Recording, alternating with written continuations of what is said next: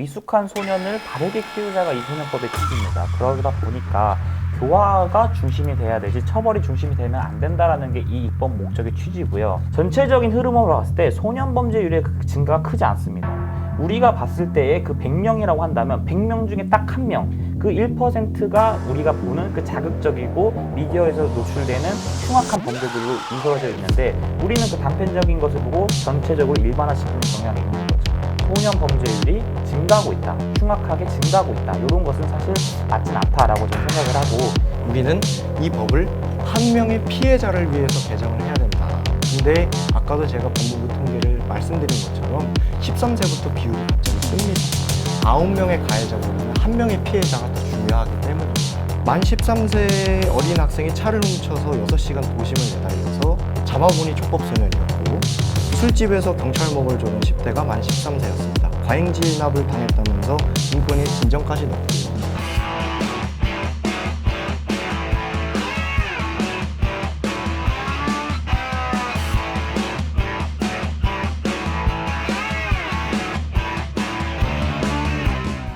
와, 너무 잘 들었습니다. 정말 진심이시네요. 네, 대학생이시고 고등학생이신데 대학생 대 고등학생의 싸움. 네, 볼만합니다. 만만치 않아요. 네. 제가 아까 오실 때 제가 같이 밥을 먹었는데 네네. 아까 우리 최군님께서는 친구분들이 고등학생한테 지면 학교를 그만두라는 얘기를 했다고. 진짠가요? 뭐 자신 있습니까? 법을 전공하는데 네. 지고 오면은 좀 가서 집 가라 그러더라고요. 집 가지 않게끔 하겠습니다. 그리고 또 이준님께서도 준비를 너무 잘해주신 것 같아서 네네. 너무 보기 좋아요. 저희가 이렇게 5분 발표만 하고 집에 가려고 한 게 아니기 때문에 5분에서 끄는 거고요. 자, 이번에는 이제 서로의 의견에 반박하는 내용을 한번 하겠습니다. 우선 찬성을 먼저 말했으니까 그쵸. 반박은 네, 반대쪽에서 먼저 하겠습니다. 이준님이 말한 내용을 5분 동안 반박하는데 저희가 초시계를 오늘 사서 잘 사용을 할 줄 몰라서 제가 핸드폰으로 타임을 재겠습니다. 잠시만요. 최고님부터 이준님이 말씀하신 내용에 반박하는 내용 시작하겠습니다. 자, 5분 시간 드리겠습니다. 이준님 의견에 공감되는 부분이 굉장히 많았습니다. 그럼에도 불구하고 비판점을 좀 찾아보자면 우선은 이 방금 말씀하신 대로 미숙한 소년을 바르게 키우자가 이 소년법의 취지입니다. 그러다 보니까 교화가 중심이 돼야 되지 처벌이 중심이 되면 안 된다라는 게 이 입법 목적의 취지고요. 이 1953년에 소년법이 만들어졌을 때의 청소년과 소년과 지금의 소년은 다르다라고 말씀을 하셨는데 우리가 그 부분에 있어서 한번 생각을 해봐야 될 게 있어요. 지금 그 당시 1953년에 있었던 청소년도 호모사피엔스고 우리도 호모사피엔스입니다. 그 당시에 있던 청소년과 지금이 종이 달라진 게 아니에요. 그 당시에 있던 청소년과 지금의 청소년은 생물학적으로 봤을 땐 똑같습니다. 그러면 어느 부분이 달라졌는지를 우리가 볼 필요가 있는 거죠. 지금 1953년과 우리의 현 시점에서 달라진 가장 큰 부분은 환경입니다. 옛날보다 훨씬 더 범죄에 접근할 수 있는 부분이 많아졌고 지금은 옛날과 같은 폭행, 상해와 같은 단순한 범죄가 아니라 딥페이크라든지 혹은 다크웹과 같은 디지털상의 범죄가 굉장히 높아지고 있는 추세입니다. 그럼에도 불구하고 이 다크웹이나 디지털 시대에 맞춰진 법 개정은 이루어지지 않고 있고 청소년들이 손쉽게 그러한 다크웹에 접속할 수 있게끔 되어 있습니다. 즉 다른 말로 말하면 플랫폼에 대한 규제가 전혀 이루어지고 있지 않다라는 거죠. 이러한 플랫폼에 대한 규제를 하는 것은 국가의 책임이고 사회에 대한 책임인데 이러한 국가와 사회에 대한 책임을 하지 않음에도 불구하고 소년들이 단순히 범죄를 접할 수 있는 환경에 노출되어서 그것을 좀 더 많이 하는 것임에도 불구하고 너는 범죄를 저질렀기 때문에 연령을 하향시켜서 형사처벌을 받아야 돼 라고 말한다면 이거는 사회적인 책임을 다하지 않고 소년들에 대한 책임만 묻는 것과 다르지 않다라는 거죠. 그리고 법무부 아까 통계자료 출처를 보여주셨는데 촉법소년의 증가가 소년 수령자 현황에 대해서 나왔는데 제가 지금 좀 이따가 자유토론 때 말씀드리겠지만 다양한 논문을 찾아보더라도 통계라는 것은 그 기준치와 대상을 어떻게 적용하느냐에 따라 달라지고 실제로 법무부에서 제공한 그 통계를 반박하는 통계들도 많이 있습니다. 전체적인 흐름으로 봤을 때 소년 범죄율의 증가가 크지 않습니다. 우리가 봤을 때의 그 100명이라고 한다면 100명 중에 딱 한 명, 그 1%가 우리가 보는 그 자극적이고 미디어에서 노출되는 흉악한 범죄들로 이루어져 있는데 우리는 그 단편적인 것을 보고 전체적으로 일반화시키는 경향이 있는 거죠. 그러한 부분에서 봤을 때 이준님께서 말씀하셨던 것처럼 소년 범죄율이 증가하고 있다, 흉악하게 증가하고 있다, 이런 것은 사실 맞진 않다라고 저는 생각을 하고 그와 연관되어서 이제 성인에 준하는 수준으로 바뀌었다라는 것도 대표적인 사례들이 있죠. 지금까지 뉴스에 나왔던 그 사례들이 있음에도 있지만 그거는 아까 말씀드린 것처럼 굉장히 단편적인 부분이다라고 말씀을 드리고 싶습니다. 그 다음에 보호처분의 비율이 높다라고 말씀하셨는데 보호처분의 비율이 높아야 됩니다. 그게 소년법의 본질이에요. 형사처벌이 아니라 보호처분을 함으로써 이 소년범들이 재발을 방지하고 교화될 수 있는 가능성을 열어주는 게 이 소년법의 입법 취지라는 거죠. 그래서 보호처분 자체가 높아진다라는 것을 하나의 소년범죄를 높아진다라는 식으로 접근하는 것은 좀 옳지 않다라고 생각을 하고요. 아까 그 미국 같은 경우에 예시를 들고 계셨는데 제가 앞서 입론 때도 얘기를 드렸지만 미국 같은 경우에도 지금 대부분 상향하고 있는 추세입니다. 그래서 이 상향하고 있는 추세이기 때문에 아까 말씀드렸던 저 전체적인 국가들, 소년범에 대한 처벌이 강하게 적용되는 국가들도 그렇게 옳지는 않다라고 말씀을 드릴 수 있고 제가 좀 대표적으로 말씀드리고 싶은 나라가 바로 영국인데요. 영국 같은 경우에는 저희와 다르게 소년을 굉장히 어른과 같이 처벌하는 국가 중에 하나입니다. 그런데 이런 영국에서 소년 범죄율이 프랑스보다는 지금 소년범에 대한 그 수용고가 4배, 네덜란드에 비해서는 12배, 북유럽 국가 전체들랑 합쳤을 때는 16배거든요. 그리고 영국의 이 감옥에 갇힌 소년범의 숫자는 45% 증가했습니다.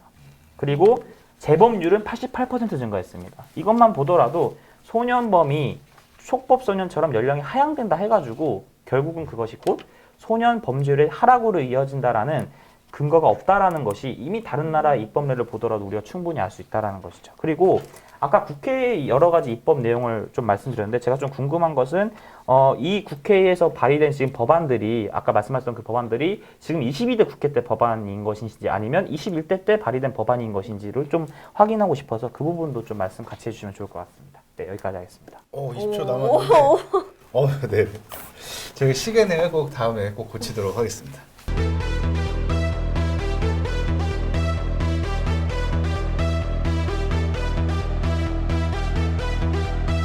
네. 소택과 정말 중요합니다. 좋아요, 구독, 댓글, 알림 설정 부탁드리겠습니다. 그리고 저희 지금 이벤트도 하고 있으니까 이벤트도 꼭 참여해 주시고요. 네, 맞습니다. 네, 최고님 얘기 잘 들었습니다. 저는 정말 놀라워요. 진짜 대한민국의 미래가 너무 밝다고 생각하고 그쵸. 이주님 반박 준비됐을까요? 네, 혹시 준비됐습니다. 긴장하신 거 아니시죠? 아니요, 일단 들어보니 네, 제가 사실 네네. 어제부터 네. 사실 반박하실 내용을 대충 리스트를 짜왔는데 여기서 정말 다행히게도 네. 대부분의 네. 리스트가 나와서 그럼 제가 5분 시간 드리겠습니다. 혹시 네. 여기 시계는 보이시죠? 여기 안 보이시면 안 제가 보실 것 말씀드릴게요. 같아서. 차라리 한 네. 30초에서 1분 정도 남을 때 말씀드릴게요. 자, 하겠습니다. 5분 반박 스타트. 사실 촉법소년을 개정하자고 말씀하시는 국민분들이나 국회의원들이 법을 발의하실 때 이 법을 발의하시거나 국민들이 말씀하시는 가장 큰 이유는 9명의 가해자보다는 1명의 피해자가 더 중요하기 때문입니다. 대표적인 사례가 뭐냐면 만 13세 어린 학생이 차를 훔쳐서 6시간 도심을 내달려서 잡아보니 촉법소년이었고 술집에서 경찰목을 조른 10대가 만 13세였습니다. 과잉진압을 당했다면서 인권위에 진정까지 넣고요. 그리고 갑자기 튀어나온 전동 킥보드에 촉법소년이라 다른 학생이 보고 같이 타 있는 학생이 가해자다. 이렇게 하는 법리적 해석도 나오고 있는 상황입니다. 그렇기 때문에 우리는 이 법을 한 명의 피해자를 위해서 개정을 해야 된다. 근데 아까도 제가 법무부 통계를 말씀드린 것처럼 13세부터 비율이 갑자기 뜹니다. 그렇다면 우리는 한 명의 피해자라도 억울한 점이 없기 위해서는 13세로 개정을 해야 된다는 점을 말씀드리고요. 그리고 최군님이 말씀하시는 내용 중에 사실 저도 공감하는 내용은 있습니다. 교화를 해야 된다는 것이 바로 국가의 의무입니다. 촉법소년의 경우엔 저는 허은하 의원님에게 개정안을 발의했을 때도 어떻게 말씀드렸냐면 강력범죄에 대한 처벌은 강화해야 된다. 그리고 가해자에 대한 그리고 가해자 부모에 대한 교육시설, 교육 프로그램을 강화해야 된다.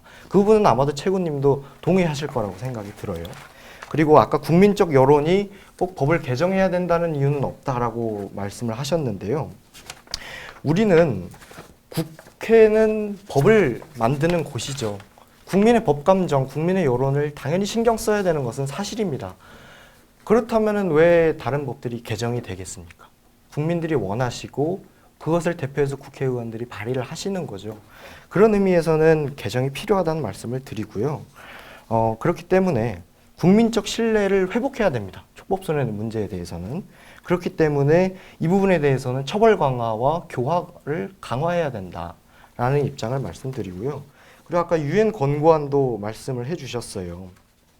유엔 권고안을 사실상 어긴 나라로 미국, 일본, 덴마크, 영국, 호주 등을 얘기를 해주셨는데요. 조금 비유를 하자면 유엔 권고안을 반드시 지켜야 되느냐에 대해서 따진다면 핵을 만들지 말아야 된다고 유엔 안보리에서 선언을 했는데 핵을 만들면 그 국가를 처벌해야 됩니까? 국가마다 상황이 다 다른 것이죠. 그렇기 때문에 국가별로 법을 개정하고 제정을 하는 겁니다. 그리고 저는 한국의 특수성을 좀 강조하고 싶어요. 다른 나라에 비해서 청소년 범죄 증가 속도가 빠른 것은 사실입니다. 그리고 범죄 수위도 많이 높죠. 아까도 말씀드렸던 것처럼 성범죄가 굉장히 높아집니다. 그리고 단순히 국제적 기준을 적용하기보다는 한국의 현실에 맞는 대책이 필요한 것은 사실입니다. 유엔 아동 권리 협약에 오해가 있는 것은 아까도 말씀드렸지만 청소년 범죄 행위를 무조건 용인하라는 뜻은 아니라고 해석하실 것 같습니다. 그렇기 때문에 청소년 보호와 사회 안전을 동시에 고려해야 된다라고 말씀을 드리고 싶고요. 추가적으로 말씀을 드리자면 연령 하향이 꼭 범죄 예방 효과가 부족할 것이다라고 얘기를 해주셨습니다.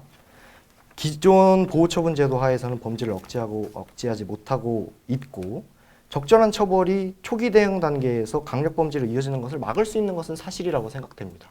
초기 대응이 중요하다는 뜻이고요. 저는 이 토론에서 조금 최군님에게 좀 강조드리고 싶은 내용은 이 법을 개정하자는 이유는 강력 범죄입니다. 강력 범죄를 한 청소년들의 처벌을 하자는 것이고, 그리고 처벌과 교화가 배타적이지 않고 실질적인 효과를 높여야 된다. 약간 그렇게 처벌보다는 교화가 중요하다라고 얘기를 해주셨는데요. 처벌을 통해서 책임의식은 부여해야 됩니다. 우리가 가출팸에서 범죄를 할 때 만 13세 미만 촉법소년들에게 시키는 사례도 굉장히 많습니다. 그렇기 때문에 촉법소년은 점점 개정돼야 하고 그 촉법소년 학생들에게 책임을 부여해야 된다는 것이죠. 연령 하향을 해서 가장 지금 데이터 기준으로 많은 13세에게 책임의식을 강화해야 된다는 입장을 좀 말씀드리고 싶습니다. 20초. 네, 저도 20초에 마무리하겠습니다. 아, 예. 알겠습니다. 팽팽하다. 팽팽합니다.